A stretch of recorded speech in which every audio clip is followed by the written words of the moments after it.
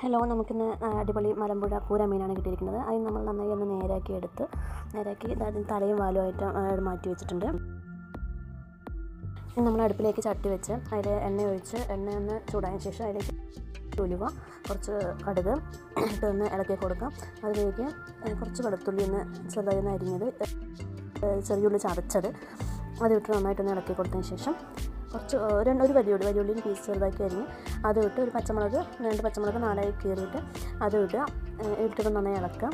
പിന്നെ തക്കാളിനെ അതേപോലെ ചെറിയ കഷ്ണങ്ങളാക്കി ഇട്ട് നന്നായിട്ടൊന്ന് മൂപ്പിച്ചെടുത്തതിന് ശേഷം നമ്മൾ അതിലേക്ക് വേണ്ട പൊടികളിടാണ്. കുറച്ച് മല്ലിപ്പൊടി, കുറച്ച് മുളക് പൊടി, കുറച്ച് മഞ്ഞൾപ്പൊടി, ഇതെല്ലാം കൂടി ഇട്ട് വീണ്ടും നന്നായിട്ടൊന്ന് ഇളക്കി കൊടുക്കാം. അതിൻ്റെ പൊടികളിലേക്കൊന്ന് പച്ചമണം മാറിയതിന് ശേഷം അതിലേക്ക് കുറച്ച് പുളി ഒന്ന് ഒഴിക്കുക. അത് നന്നായി തിളയ്ക്കാൻ വേണ്ടി തിളച്ചതിന് ശേഷം അതിലേക്ക് മാറ്റി വെച്ചിട്ടുള്ള മീനിൻ്റെ കഷ്ണങ്ങൾ അതിലേക്ക് ഇട്ട് കൊടുക്കുക.